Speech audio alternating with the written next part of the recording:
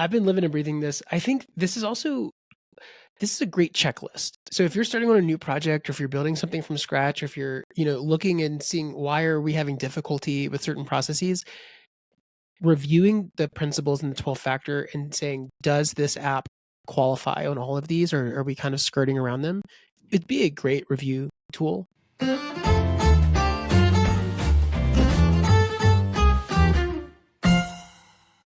Hey there, welcome to Book Overflow. This is the podcast for software engineers by software engineers, where every week we read one of the best technical books in the world in an effort to improve our craft. I am Carter Morgan, and I'm joined here, as always, by my co-host, Nathan Toops. How you doing, Nathan? Doing great. Hey, everybody. Well, it's great to be here with all of you.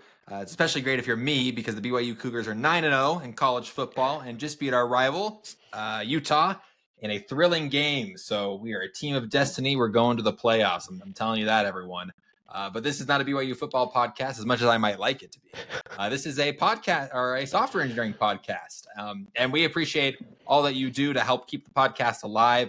Thank you so much for liking, commenting, subscribing if you're on YouTube, leaving a comment on Spotify if for some reason you want to comment on Spotify. But most of all, what really helps the podcast grow is sharing it with your friends, your coworkers, anyone you know that's interested in software. It really helps us to grow. And if you're looking for a great thing to share with your friends, you should share our second interview with Brian Kernahan. That is live. It went live last week. We had to go dark as far as discussion episodes last week, but we were able to deliver one of our favorite interviews. What do you think, Nathan? It was awesome. I actually just realized that Unix just made 53 years. It's been around for 53 years at this point. And that was earlier in November. So it was really cool that we got to interview Brian Kernahan on his book, Unix, the Unix History and a Memoir. And so I highly recommend the book. Really cool conversation, and we got to dive in like we always do. We got to dive in deeper on the topics that interest us from the book with the author themselves. So I highly recommend it. We're not supposed to have favorites, but we will definitely say among our favorites is Brian Kernahan. He is a class act, a legend in the industry, so fun to talk to, and just a real treat. And so please check out that interview with him. And we've got a bit of a special episode for you today. Like we said, we say at the top of this podcast every week that we read one of the best technical books in the world in an effort to improve our craft. Nathan and I are also human and busy, and things have been a little busy for us lately. And so we reserve the right to do this every now and again. Today, we're not going to be talking about a book. We're going to be talking about, what would you call this? An essay, so to speak, Nathan? You could either call it like a treatise or like a manifesto. Finding certain iconic pieces that kind of shook the industry, and I think this definitely fits in that category, along with like the Agile Manifesto. Absolutely. So this is the 12-factor app. Let's do the book introduction. It's not a book, it's an essay. It's the 12-factor app methodology is a methodology for building software as a service applications. These best practices are designed to enable applications to be built with portability and resilience when deployed to the web. Now, Nathan, you are a big proponent of the 12-factor app. Do you want to explain? It doesn't have necessarily a one author, so to speak. Do you kind of want to explain who wrote this and where it comes from? No, this is great. So this actually emerged out of the staff, the technical staff at Heroku. And you have to remember this actually originally, the first version of it came out in 2011. So, pretty ancient in the world of web technology best practices, but this has aged quite well. While the specific details in it may have not aged, the principles that they outline are still very applicable, and they're still referenced widely, especially if you start hanging out with the DevOps community on how to build apps that are easy to deploy. I think the original author, and then of course he was quickly helped by a bunch of the team at Heroku, is Adam Wiggins. Adam Wiggins has actually gone on to be, I think he's like general manager over at the browser company, which builds the Arc browser. So he's still deeply involved in, modern tech. And I'm sure that the work here has influenced, his career. That actually, it'd be really cool if we should try to reach out to Adam and see if we could talk to, like, how did they actually make the first version of this? That'd be really cool. But I think I first came across it in like 2014, maybe 2013, 2014. So a couple years after it came out. it was making the rounds, and I was actually the CTO in an early stage startup, and I found it incredibly useful to have conversations with our software engineers on how we should deliver code in a way that allowed us to sort of stay out of each other's way. And then also, it gave us a guiding principle so that they didn't have to check with me every time there was like a design decision to make. They'd go first to the 12-factor app and say, hey, does this fit within one of the criteria? And then if they still felt stuck or maybe thought it didn't quite fit, we'd have a bigger engineering discussion. But I found that incredibly useful and very empowering. Sometimes they would even check me on like, hey, let's do it this way. And they go, wait, I think there's a better 12-factor way of doing this, which is really cool. It's nice because it's opinionated, but not so opinionated that like you have a large degree of flexibility in how you build your web application while still working within kind of the 12-factor methodology.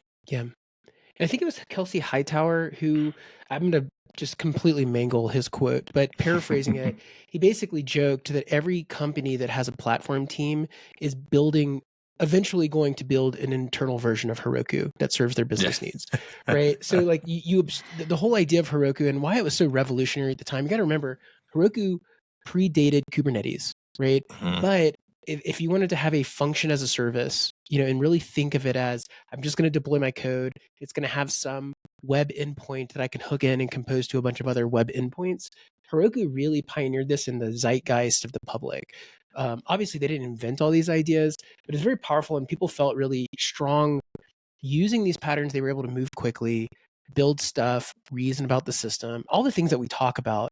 And actually, if you look at the beginning of this manifesto, they reference Martin Fowler's Refactoring. That is actually one of the books that says it was a deep influence on how they actually built out this methodology, which I thought was interesting. Yeah, we have referenced Martin Fowler's Refactoring too. We've read it. We have interviewed Martin Fowler. It's a great book, and so it doesn't surprise me one bit that the good 12-factor folks would find inspiration from him. I really enjoyed this. I'm different from you in that I actually had not heard of this until you recommended it to me a couple weeks back. But I think, it's just the quickest, most comprehensive essay or manifesto, whatever you want to call it, on building a modern web application, right? There's a lot of things in here that seem like common sense, but, it's actually interesting. I took a human-computer interaction class in grad school, and they talked about this idea of invisible interfaces. And they said, like, an invisible interface when you're interacting with a computer is kind of controlling something so easily that the controls kind of melt away, and you're not thinking about the controls anymore. You're thinking about just doing the action. They say, well, a great example of an invisible interface is like a video game controller, that I'm not thinking I must move control stick, I must press A. When I'm controlling Mario, I'm just thinking, how do I move Mario? And the interface kind of melts away, and it's just me and Mario there. But they said you have to be careful because they say some interfaces eventually become like that, and we assume that they're invisible, but they actually took a lot of learning to get there, right? A controller you can usually hand to someone, like a Mario game, and even, my 4-year-old knows how to play Mario. They compared it to driving and said, driving is something that a lot of us do kind of subconsciously now. Some of us should be a little more conscious. But it's actually something that takes a lot of skill to learn, and we practice driving quite a bit. And so it really is an invisible interface. In a similar way, that's what this manifesto seems to me. You read it and you kind of like, it seems almost like an invisible interface, and like, oh yeah, this is just common sense, right? Like everyone kind of knows how to do this, but it's not. Like a lot of these things you have to learn. You either learn them from more senior engineers teaching you the way, or from observing how better products are built, or you learn them from hard experience, from making mistakes, which you then have to repair. And like you said, they kind of view that everyone ultimately gets to the 12-factor app. The question is, do you get through it through trial, or get to it through trial and error, or do you get to it by reading this handy manifesto they gave us? So yeah, exactly. A lot of these things I've learned in my career, kind of just on my own, so to speak. But it was really, really cool to see them all in one place. And it just kind of, and I still learned some new things. So I just think if you're setting out to build a web app, like this is a great way to kind of get a bird's eye view of some of the common pitfalls you might run into if you're new to the space. Yeah, I think the other complement to that is that this has become, in a lot of ways, the sane defaults, right? We talk about best practices, but this is the sane defaults. And I would actually say if you're going to have, I'm a big fan of patterns and using something as a compass. And if you find yourself butting up against a technology and your team is doing something in a novel and new way, the 12-factor app manifesto is a really great way. The methodology is a really great way of saying, are we deviating from how folks build web apps? Is that maybe why? Like, are we, doing something that because if you actually take the inverse of one of these principles, these 12 principles, you can start hitting anti-patterns and say, oh, I'm fighting my Docker container runtime because we're injecting configs into the build process, right? You're like, oh, well, there's actually a 12-factor reason that you should never do that, right? Like we can go through and like start thinking about this. And you have to remember that like Docker and custom and containerization and all of the modern orchestration, this is really baked in. I'm sure we'll hop into that as we go through the 12 principles. Well, we are going to go through the 12 principles. It's funny, usually when we do this, I read on my Kindle and I kind of highlight quotes so I can have, a batch of quotes ready to discuss. I didn't do that. One, because this isn't a Kindle, it's just a website, but two, because I just would have highlighted the whole thing. So we're going to talk about the whole thing. And this is actually, this is a quick read. It's like a 20-minute read. So even now, if you pause the podcast and then read it and then came back, if you wanted to do that, that's fine. Or if you want to listen to it first and then read the sections that seem most interesting to you, you can do that. But we're going to go through the whole thing. So we'll be back with the 12-factor app in just a moment. And we are back. Thank you so much for tuning in. So it's called the 12-factor app because it's 12 factors. There's kind of 12 different sections here we're going to go through. There are things like Codebase, dependencies, config, backing services, sections like that. So we're just going to go through them one at a time and discuss them. Let's start with number one, Codebase. It says one code base tracked in revision control with many deploys. I want to talk about this one a bit, Nathan. Yeah. So this seems, again, in modern times, very obvious, but this is basically saying, hey, all your code should live in a version control system. It's probably Git, but at the time of this writing, Mercurial and Subversion were still very common. So they actually give a call out to this. And the idea is that, hey, I'm going to have a single code base, and then I can push this code out to deploys like, develop, dev, staging, prod, whatever those patterns are, and that those should actually be defined in the environment themselves. I think we'll talk about that further in some of these other principles, but there's no magical branches for the different deploys, right? There's no magical things that you deal with, but it's one single code base.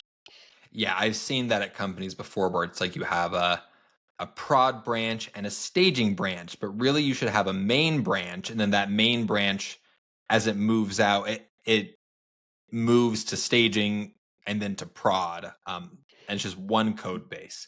Right. Again, this is, I think you have to go like kind of old school or work at some really screwy companies these days to not have this. Right. I'm sure that there are some companies that have a completely different repo that's like, this is the prod repo, and so first make your changes in the development repo and then copy them over. Like, I've never seen that. I'm sure someone's doing it, but like you said, this is pretty standard these days. Yep. And I think another pattern that can emerge out of this is that sometimes people go buck wild and decide to make like sub libraries out of so there's one pipeline to deploy your app, but let's say you're like, oh, but I could make it this shared library that goes and like is consumed by a bunch of other tools, and you end up breaking things out into what I like to call like micro repos. It's almost always a mistake unless you really do have an independent team that's building like a cryptography library and all they do is cryptography library maintenance. But if you're like breaking out the auth piece to your to your app that's all by itself and nobody else uses that backing service, it really should be in the same code base, right? You should, like, a deployable unit should all live together. That's like one of the principles there. I've become more amenable to mono repos recently. Not there's reasons to do it, but exactly what you said.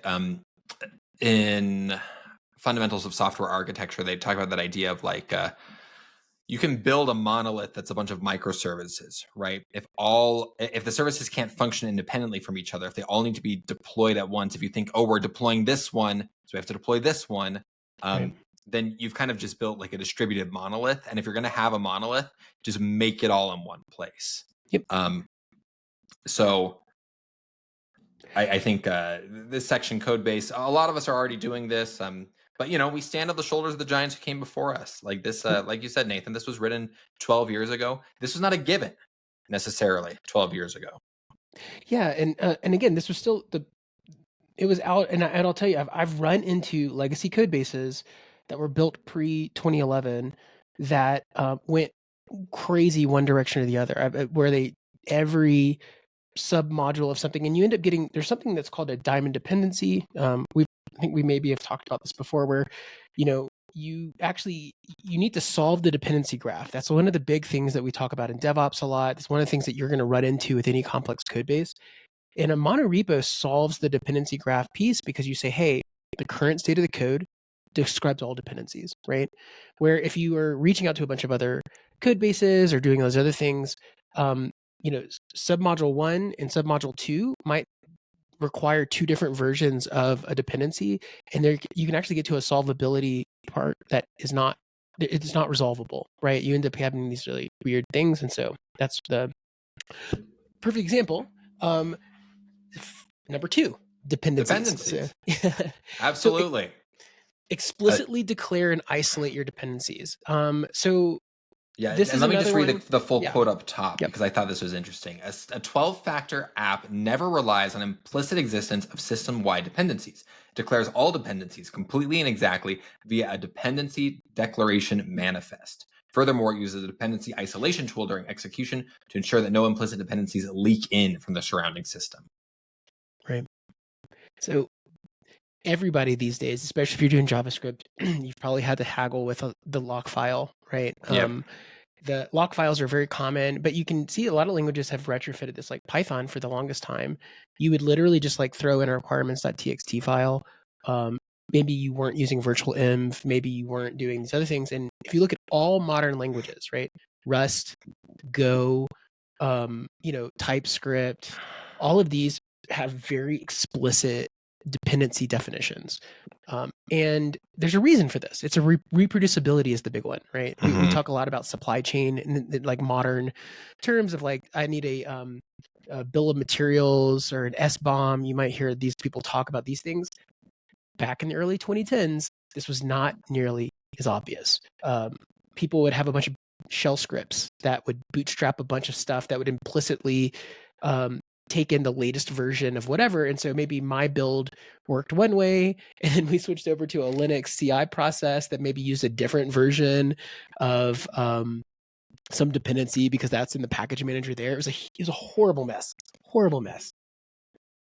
You ever thought about like how big a miracle like package.json or gem file is? Like that's insane. I write down the dependencies and the versions I need. I run a script, and then it fetches from the internet every single one of those packages and pulls them in, and that it's going to be the exact same process no matter where it's run. I mean, that is just absolutely insane to me. And like you said, that's not always that wasn't always a thing.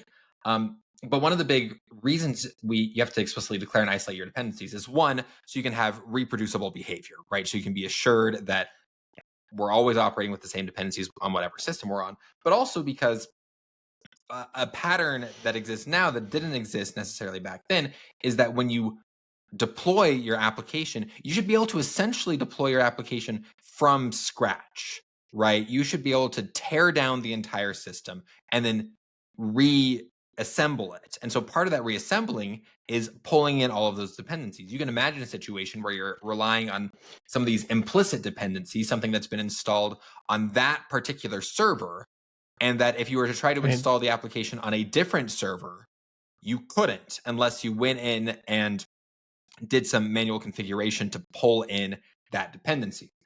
That's why the 12-factor app argues for explicitly declaring and isolating the dependencies and then having a process to bring them in. Like in Ruby, that's bundle install for C has TypeScript, that's npm install. Yeah. Yep, autocomp.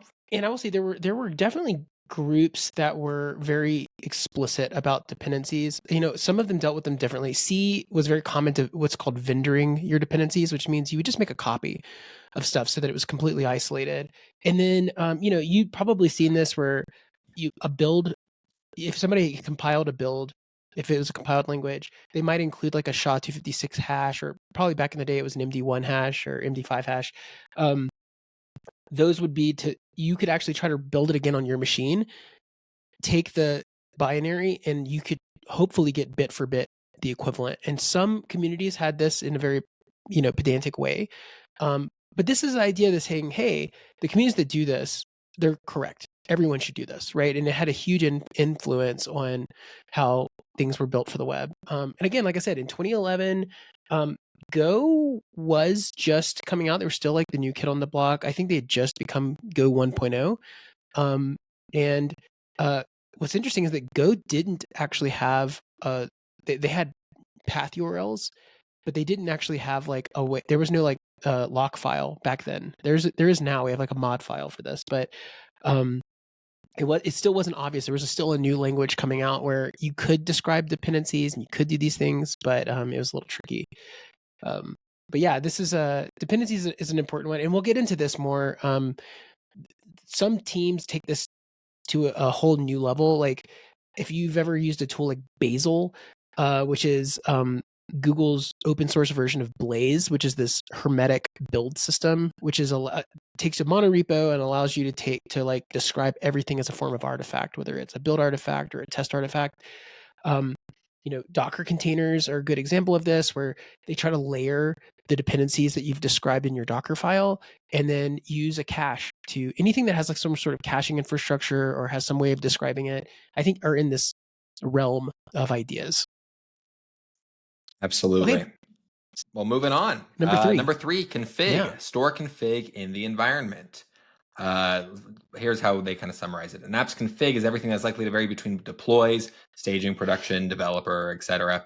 This includes resource handles to the database, credentials to external services such as Amazon S3 or Twitter, per deploy values such as the canonical hostname for the deploy.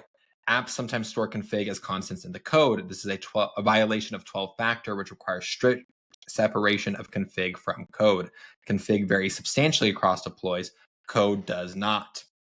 So again, I think this is something that you've probably seen if you're working on I think now we're branching more into kind of like the first two patterns. Almost everyone does them these days. I'm not going to say everyone, but certainly a lot of places. Config, I see this violated more often than you'd think. All the time. All the time. Absolutely. There'll be some big constants file that says, that defines URLs. This is prod database URL. This is, whatever data, staging database URL. And then you have some if statement in there that says if, right, IP address equals this, then use prod URL, right? 12-factor says, don't do that. Pull it out into a config. Yep.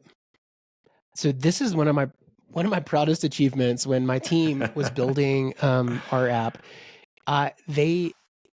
No one, with the exception of me and one of our senior software engineers, had access to production. Obviously, there's a compliance reasons for this, but it was also me experimenting with can I have a deploy process where all the configs in the environment are completely abstracted out so that you can run it just as productively from local dev.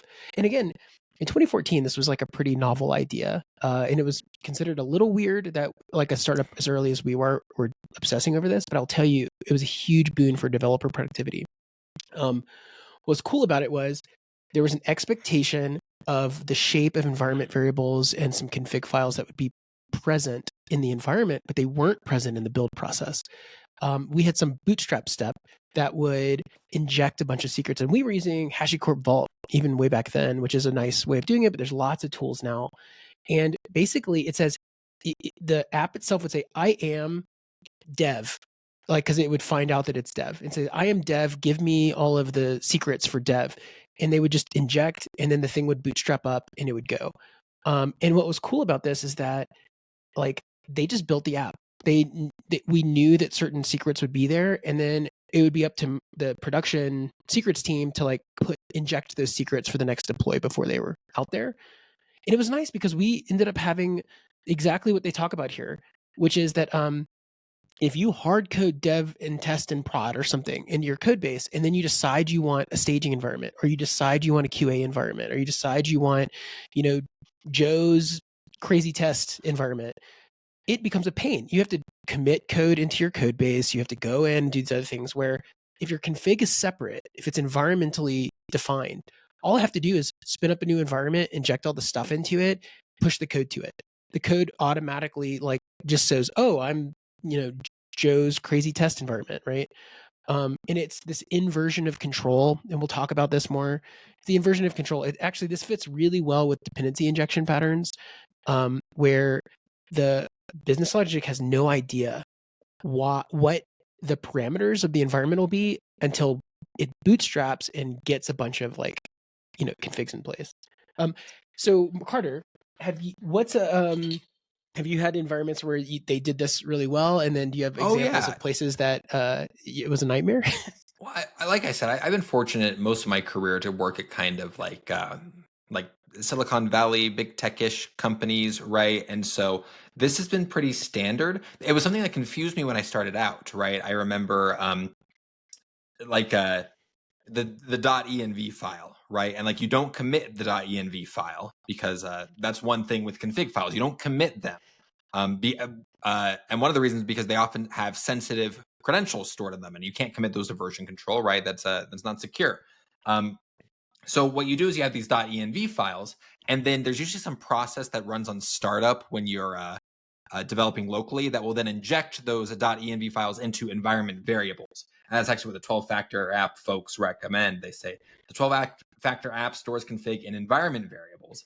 Environment variables are easy to change between deploys without changing any code. Unlike config files, there's little chance of them being checked into the code repo accidentally. And unlike custom config files or other config mechanisms such as Java system properties, they're a language and OS agnostic standard.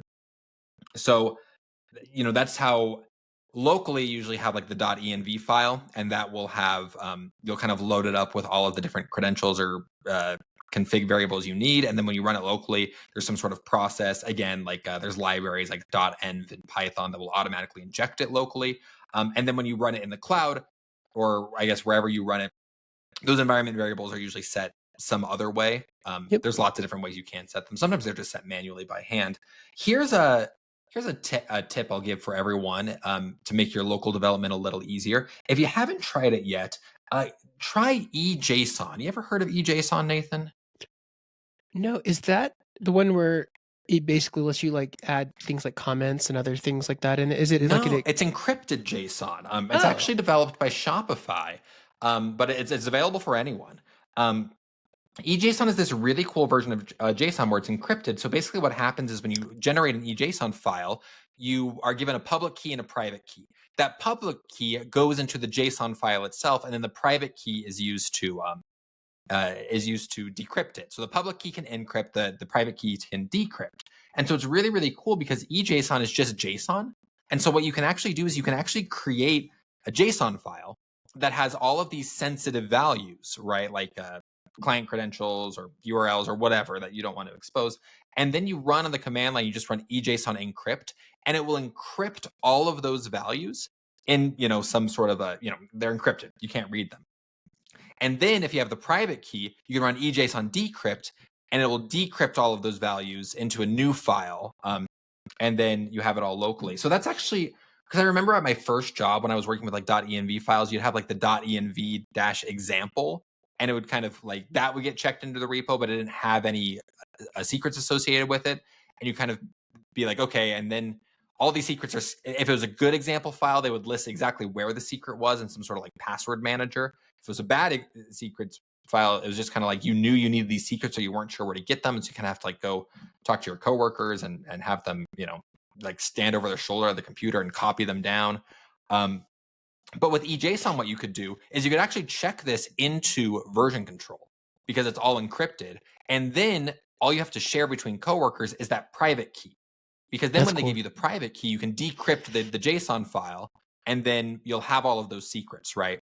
And then whether or not you use that file to load them as environment variables, or you copy them to a .env file or whatever. I've just found that's a really, really cool way to have all of your secrets in one place. And then you only need to share one thing, the private key. It's really, really great for local development, because often the secrets there too are less sensitive. And so like if your private key got out, it's not the end of the world. That's great. Yeah, that's something I've been using a little bit lately, and no, that's clever, and it's nice. It's good cryptography too. It uses the libsodium box, which is a really great and easy to use cryptography library. We did something similar. Well, because I have such like a pedantic DevOps background, I also wanted the way that we pulled secrets down from Vault to be used by the devs as well.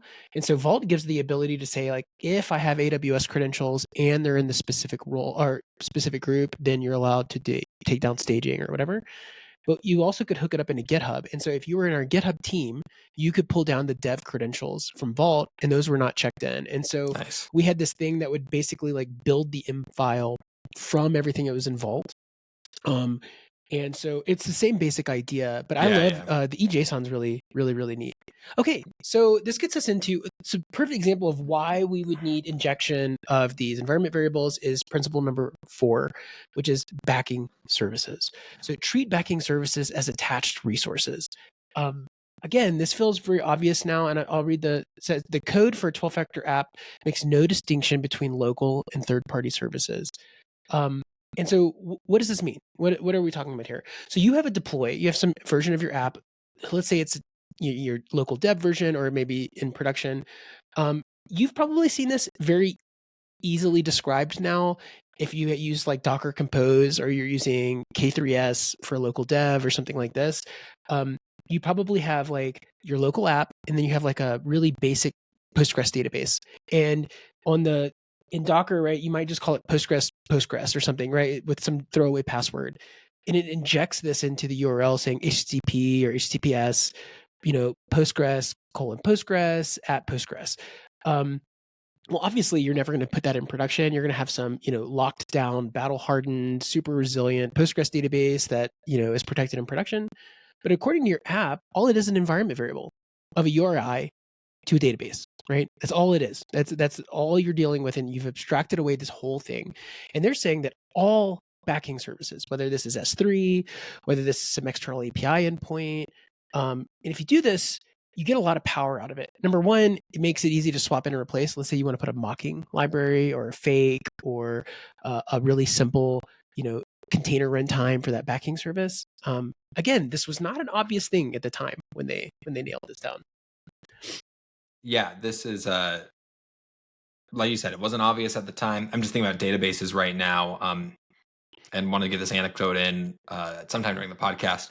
But I've been upfront that SQL is not my strong suit. It's something I'm still learning with. I'm a NoSQL kind of guy. And actually, at work, we're swapping out our SQL database for NoSQL database, so it's my time to shine. Nice. And but I'm still working with that SQL database, and I was trying to figure out. I had to alter the schema, and I was trying to figure out, like, okay, where are these schemas defined?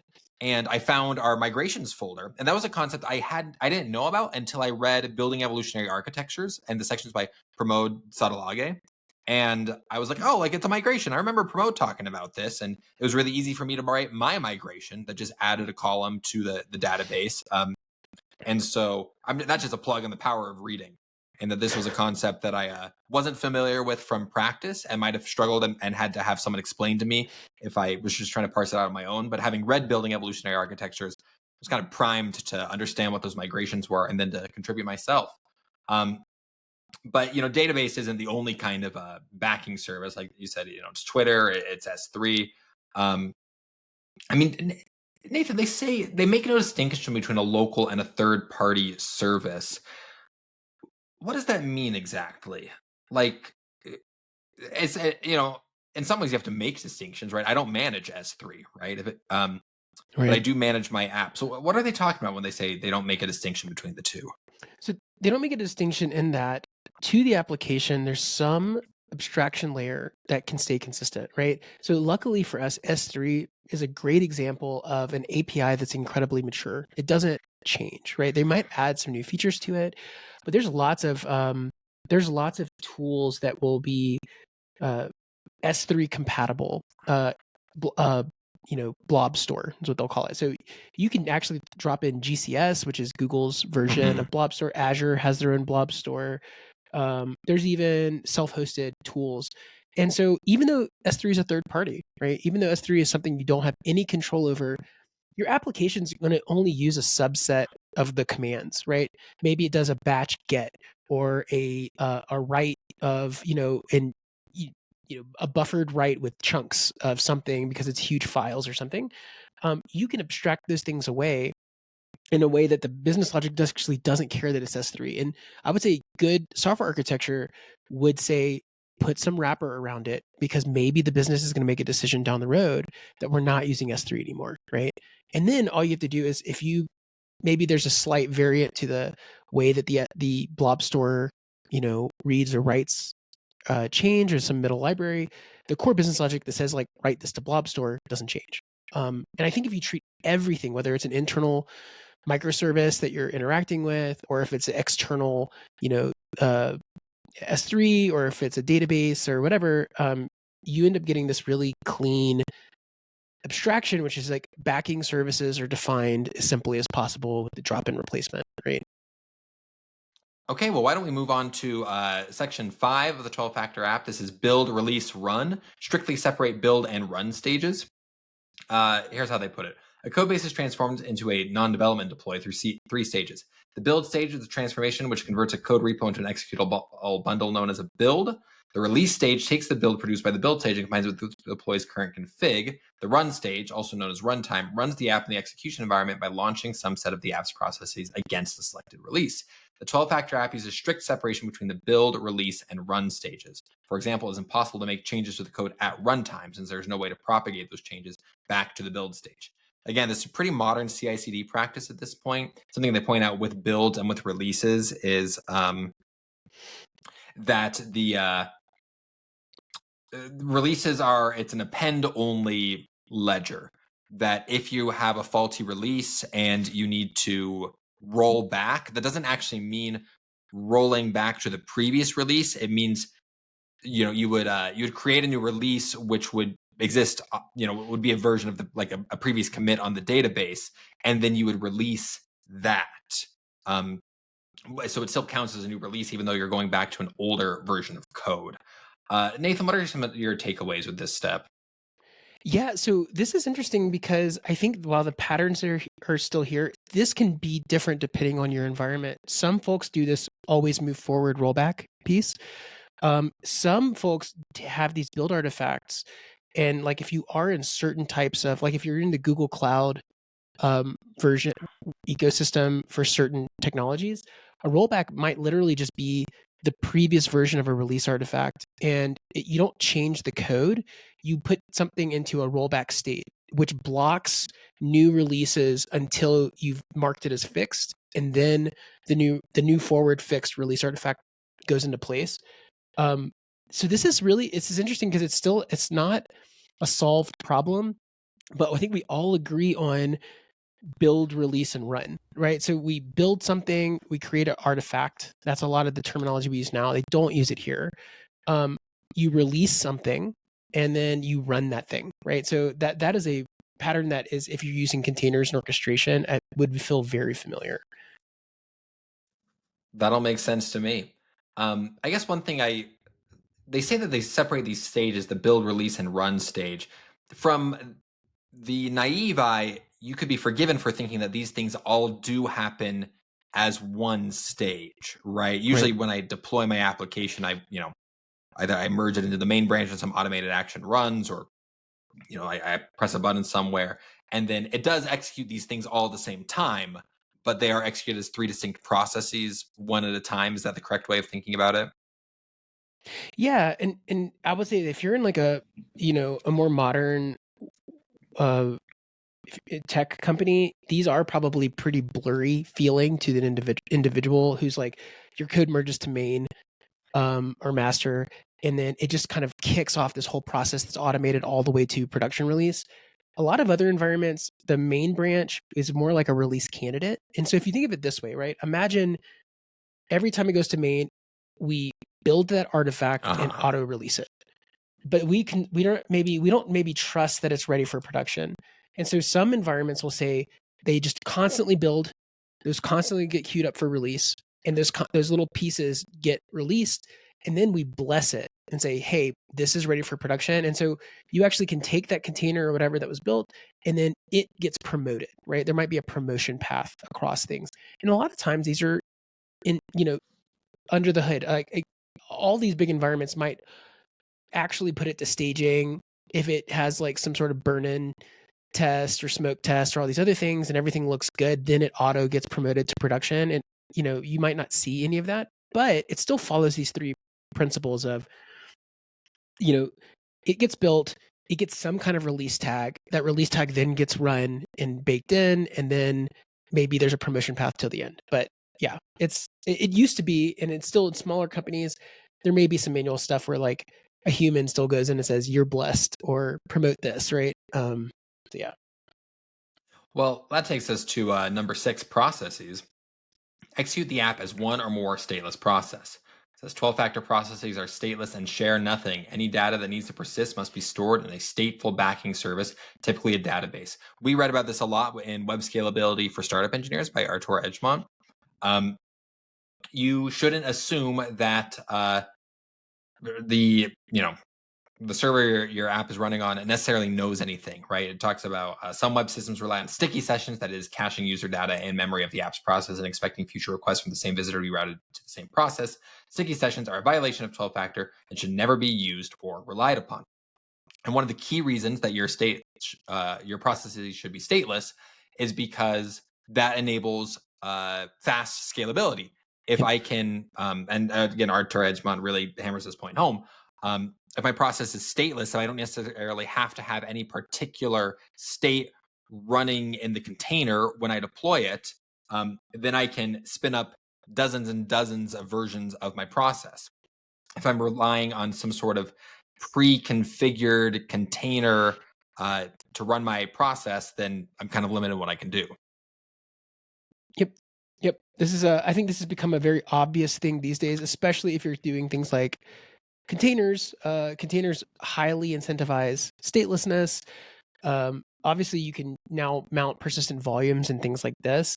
And I will say there's kind of a pendulum swinging with all the AI stuff to have stateful apps where there's like, it can be built in a way that the cache local to the drive can be rehydrated very quickly.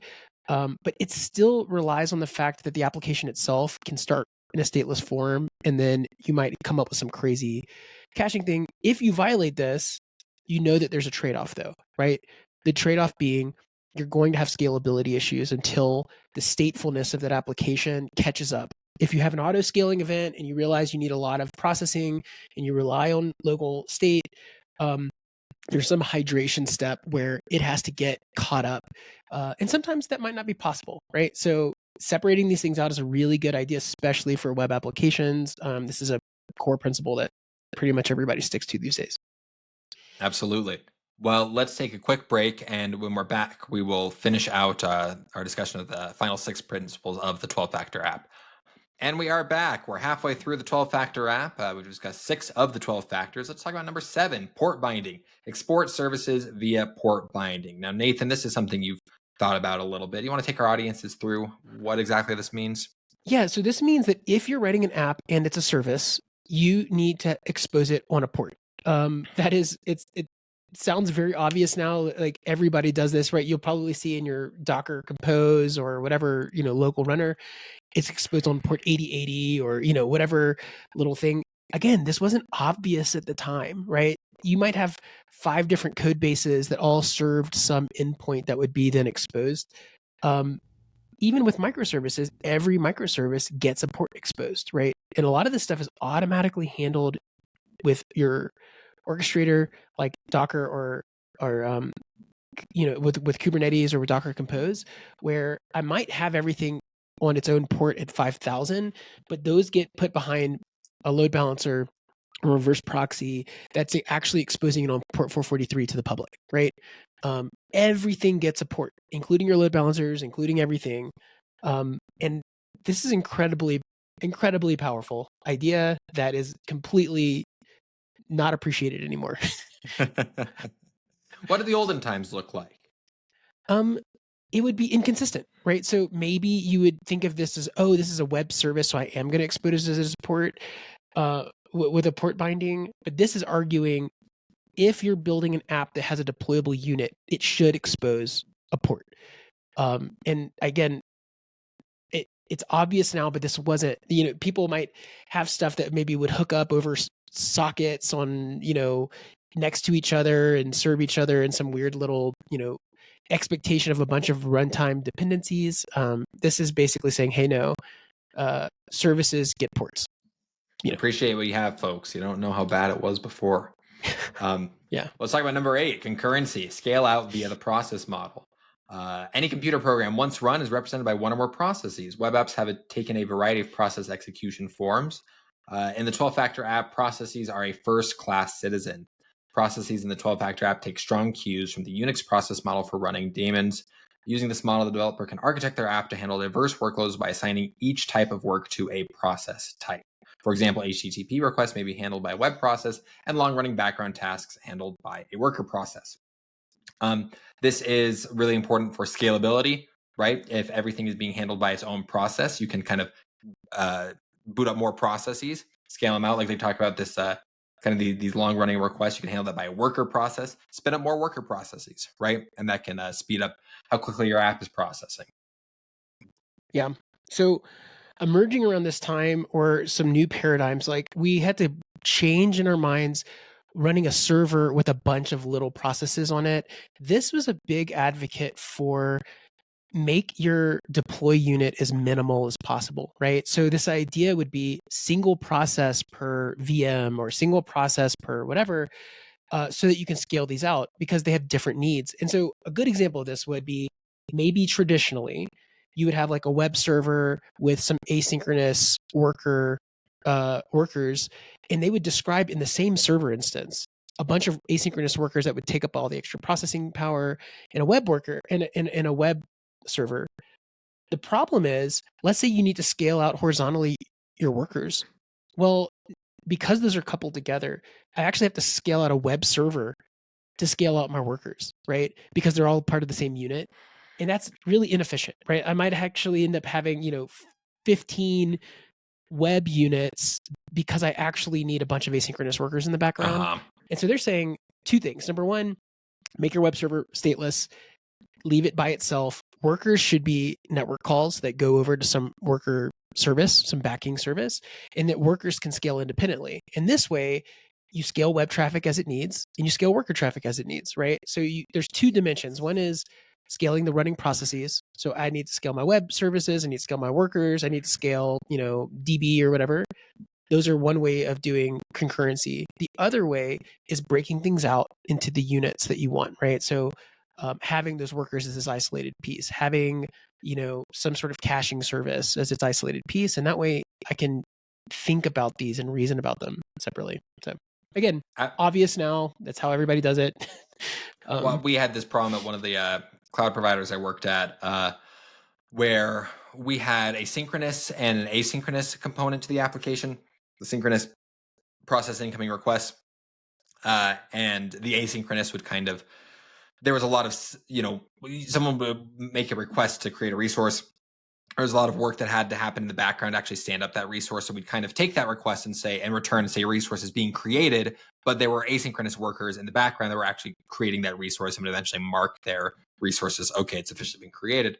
Unfortunately, the synchronous and the asynchronous workers all were in the same code base and they were all deployed as the same unit. And so we would often get to this point where our synchronous load was fine. We didn't really need to handle any more synchronous load, but our asynchronous load was not fine. And so we'd get to this point where we kind of had to scale out the entire application, even though all we needed was more asynchronous workers. And so when I had left, they had actually just about finished breaking out the asynchronous workers from the synchronous ones so they could deploy them as two individual units. And it's life-changing, right? Like that's the kind of piece where you start dreading aspects of your system because it's hard to reason about or it's not a good separation of concerns. This is a good example of connaissance and decoupling that you would want to think about. What kind of problem are you trying to solve? Because it ends up causing all kinds of weird issues if you have to scale parts of your system unnecessarily because some other dependency is relying on it. So this last, sorry. Yeah, go ahead. No, this next one, number 9, disposability. It kind of plays along with statelessness too. Maximize robustness with fast startup and graceful shutdown. The 12 factor apps processes are disposable, meaning they can be started or stopped at a moment's notice. This facilitates fast elastic scaling, rapid deployment of code or config changes, and robustness of production deploys. So this kind of plays a little bit with like the idea of sticky sessions, right? If it's really important to me, or if it's really important to you as a user that you are constantly going back to the same server because it has some sort of information about you there, and if that server dies, then you're hosed. That's violating the principle of disposability. We want our processes to be disposable. We can shut down a worker at a moment's notice, and it doesn't really matter. And like it says, this enables fast deployment, right? Or config changes, right? Because let's say we have to deploy some, let's say we have six servers running, but we have to deploy some emergency config change, right? Then you could deploy that, like you could shut down one of your workers and then spin it up again with the new config change. And then you shut down another one and then another one and another one. And if you can shut those down gracefully and then bring them back online one at a time with the new config change, it's much less of a hassle, right? If there's some sort of emergency change that needs to be made. Yep. And so there's a few things that disposability actually had a huge inspiration in the container orchestration world. Number one, it used to be that you'd have to spin up a whole server, right? And so let's say if it was a stack and rack server, that could be hours that you're getting that new server config in place. If it was virtual machines, depending on how you have your virtual machine image build process in place, it still might take 5 minutes, 10 minutes for the whole thing to boot up and all the runtime stuff to get provisioned. Containers really changed this in that all of a sudden you had this unit exposed by a port that could spin up within a few seconds if it was built properly. And you had this disposability metric in place, right? I could quickly spin up a new version of the app, make sure it hits some liveliness or health check, and then rotate it behind the load balancer where people never even notice, right? This is how all modern web stuff happens, is that you're transparently swapping out backend components all the time, even though your load balancer is sitting in front of it. The other piece is, how do you test this?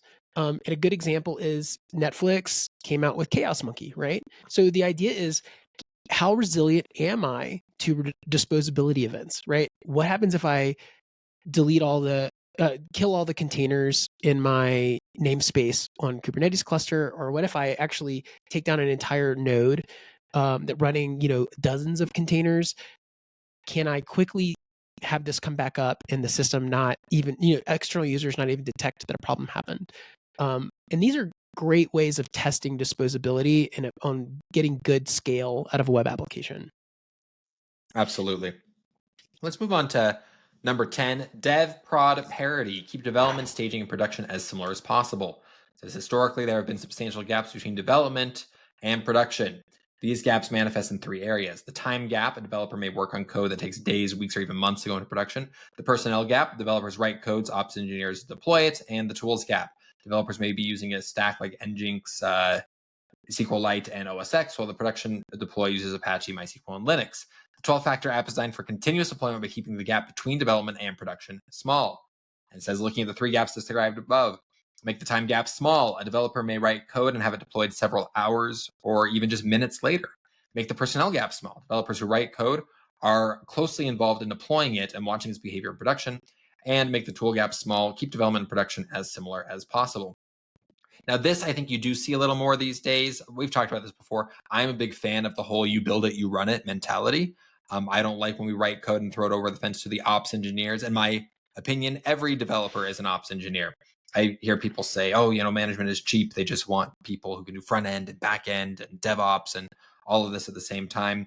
And, I think there's trade-offs in everything we do. I also think part of your job as an engineer is understanding how what you wrote actually gets served and used by the public. And if it breaks, how do you fix it? So I think I liked that sort of take on dev prod parity. There's more gaps than just, I think a lot of us think of just the time gap, but the personnel gap and the tools gap are a big deal. Yep. This is tale as old as time, especially when I like to call the bean counters come in, right? Sometimes finance will freak out about cloud spend and they go, okay, well, how do we cut back? And inevitably one of the decisions is, oh, well, either we'll remove some environments or, oh, we can just put like cheaper versions of the instances in place or this or that. And I would say that there's two pieces to this. Number one, sometimes it is cost prohibitive to have a dev or staging environment that's in parity with production. It's typically far less expensive than the actual engineering staff that is having to deal with the fact that emerging problems come up, or the potential cost of outages that affects sales that customers could be impacted by, and trust. Those are some important areas. The other thing is, we're in a weird world now where you can actually use your production environment for staging, or a lot of times we talk about canary builds where you actually can say, oh, well, if you have some magical annotation in your JWT session, then you can see the next version of the app that's not out to the public, or we'll soft release this for 10% of the customers. And so there are now ways that you can kind of cheat production parity, in that maybe your system is so big and so complex and there's no way to actually reproduce a dev or a staging version of it. But there's clever ways that you can actually honor this while not having to actually double your spend, right? So, but the idea is that before I say something's a production release, I should test it on the equivalent of production hardware. That's the spirit of this, right? That's the spirit of this rule.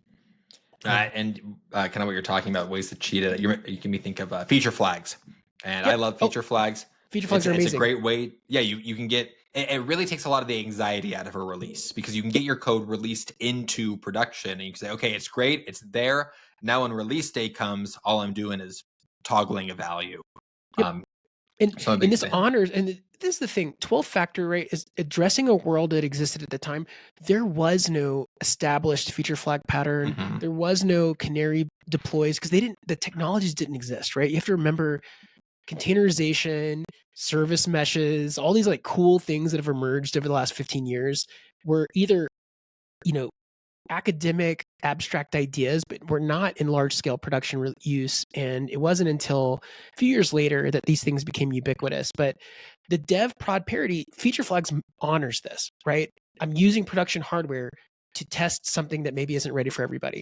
Cool. Now you can detect emergent properties of a feature in production hardware before everyone else sees it. So, bam, you got it. Well, let's go on to number 11, logs. Treat logs as event streams. A 12-factor app never concerns itself with the routing or storage of its output stream. So we're all familiar with logging, right? This is the information that your program is outputting. It's, logs are usually something you've designed.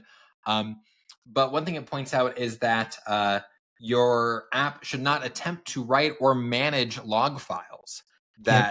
It's an event stream. You should have some sort of other process that hooks into it that manages how those logs get handled. Now, again, this is something that if you are working on with a cloud provider, this is kind of given to you, right? If you have something like AWS, you've got your cloud logs, and it's just going to that standard out is going to be written directly to the cloud, and that's really fantastic. But again, something that makes your life a little easier, because you don't want to get in a situation where you are trusting the app to. So one, you're asking it to do too much. You're asking it to not just do the logging, but also to manage the process of writing the log files. But let's say, for example, that it screws up and it doesn't write the log files, right? And oftentimes you don't know that you need a log file until you're going and actually looking, until you need the logs. And if you go in and find out, crap, this process actually broke 3 weeks ago, we don't have any logs, then you're kind of hosed. If you separate that responsibility out, just tell the app it's responsible for just writing the standard out, and then have some sort of other process be responsible for reading that standard out and doing something with the log files. Make your life a little easier. Yeah. It's, again, this has become ubiquitous and folks may not even think about it, but I actually had a .NET app that I was handling legacy. It was running in a Windows environment that they would have running on AWS. And there were several outages that came from the disk being full because they were actually writing logs to disk. And it's such an amateur hour thing to have happen. It is just it still sticks around with legacy apps from time to time, because writing standard out is such a smart way of doing it. And again, with containers, this becomes obvious. Number one, developer productivity for local dev is nice because you run, whatever make dev or whatever your little, Docker Compose run or up or whatever. And you just take it for granted that all that stuff's streamed to your terminal, right? You just see all of the different containers running and their standard out or standard error showing up. And yeah, we now just say, hey, look, I think they reference Fluent-D, which is like the old, now it's called Fluent-Bit. That's like the more modern one. But some sort of log scraper aggregates that stuff. What I also think it's interesting, they don't mention, let me do a, yeah, there's no mention of structured logs, which I would say is like a asterisk on top of this, which is treat logs as event streams of structured logs. Like, please structure your logs. Please throw them into something that's parsable and modern and injects context. For instance, instead of just having a bunch of like multi-line garbage come out, make sure that stuff's like put inside of a message and annotated with the context of like the container, the cluster, the node, all of these pieces, because you really want that. So I would say, yes, stream it the standard out and add your annotations to it, and you're going to be you'll be a happy camper. Well, let's move on to the last one. We'll just cover this briefly. Number 12, admin processes. Run admin/management tasks as one-off processes. Nathan, you were saying you have a pretty good handle on this one. You want to walk our readers through it? Yeah. So again, this is like your, DevOps dream. So, imagine it this way. Any modern CI/CD process, you're going to want to be able to trigger a bunch of things, right? So maybe that is running your test suite and uploading to CodeCov. Maybe you want to trigger a migration for your database. This is a perfect example of this. All of those one-off admin processes should exist in the Codebase. It should be checked in version control with everything else. And the expectation of when those things run should be just part of it, right? So anything that is like, you would think of it as like a one-off shell script or a one-off admin process, those should be in there. And again, this might seem obvious, and most modern code bases will have a scripts folder either at the root, or there'll be a scripts folder that's inside of each one of the application folders that are inside of a monorepo. And inside of that scripts folder is just a bunch of stuff that you might need, like, generate users, dump database, all these. If you have something where you're like, you want local Postgres to have some expected data in it so you can be productive, like some, synthetic data around users and events and stuff like this, throw that in your scripts folder. Have that as an admin process. When you bootstrap local dev, have it, import all the data in your database, and then you never think about it, right? It's just automated processes that happen as one-offs. Absolutely. Well, I think that about takes us through the 12-factor app. A little different this week, folks. Just reading through an essay. Let us know in the comments. And in a lot of ways, this is your podcast as much as it is ours. So if you like us tackling some of these smaller things like this, we'd love to hear from you. It certainly makes it a little easier on us. We still are committed to reading the books. We personally find reading the books very fulfilling, and so we want to keep doing that. But occasionally we run into weeks like this where things are just crazy, either work or for me, school. Both of us, we have families that maybe necessitate reading something a little smaller. But I really enjoyed reading the 12-factor app. We always like to say what we'll do differently in our career as a result of having read this book, or in this case, this manifesto. This is tricky. A lot of this stuff I'm already familiar with. I think what I want to do is just become a little more familiar with exactly how everything is getting done. Like I haven't been super involved. Well, I guess maybe this is what I'll say is I work on a team called the marketing efficiency team. We're kind of a cross-platform team. At my company, we've built up a lot of these marketing tools, these platforms, but there was the need for a team to kind of, there's some bigger marketing efforts that resolve the coordination of a lot of these different platforms, or making sure, updating them all so they all do this or that thing. And the platform teams are obviously focused on building just the platform. So there's a need to build a new team that would kind of work in between the teams to help, with these sort of larger marketing efforts. I think as I'm working with more and more of these platforms, I want to have a better understanding of not just what they do, but how are they built? What are the design decisions that go into them? And the 12-factor app is a really great framework for understanding how a modern web app is built. And so I think as I'm going and learning about more of these platforms, it'll be easier to categorize a certain behaviors, or to look and say, okay, this is probably being managed via config somewhere, right? Where are those config values stored? How are they getting loaded? Just a good framework for me. So I'm going to try to use that framework as I learn more about these different platforms that I have to work with. How about you, Nathan? Anything you're going to do differently? I know you've been a fan of this for quite a while. I've been living and breathing this. I think this is a great checklist. So if you're starting on a new project, or if you're building something from scratch, or if you're, looking and seeing why are we having difficulty with certain processes, reviewing the principles in the 12 factor and saying, does this app qualify on all of these, or are we kind of skirting around them? It'd be a great review tool. I also give a quick shout out, this is 13 years old, but it's still quite applicable. We'll have a bunch of links in the show notes. I actually found, so Heroku still maintains this Codebase. That's like the website that we've tied it to. The original repo that hasn't had a commit in like 13 years. I still have a copy of that from Adam Wiggins. Obviously the Wikipedia page, but Google Cloud actually has a really great README on architecture that says 12-factor app development on GCP. It's really cool, and it gives a nice context and overlay of how this applies to modern cloud development. And then Red Hat also has like a illustrated guide to 12-factor. And so we'll add these to the show notes. I think they'll be really good supplements to like show these principles. Absolutely. And who would you recommend this book to, Nathan? So yeah, anyone building web apps, you should be familiar with this. You're going to sound better in interviews when inevitably people are going to mention 12-factor. And if you kind of nod your head and go, yeah, like don't do that. Like you're going to just be familiar with it. It takes, 20 minutes out of your day to kind of read over it. I would say spend a little more time digging into stuff you maybe feel less familiar with. But anybody building web apps should be familiar with 12-factor. Absolutely. And if it's mentioned in an interview, you say, I know 12-factor because I listened to the Book Overflow podcast. These guys went on forever talking about it. I know, right? Yeah, I feel the same.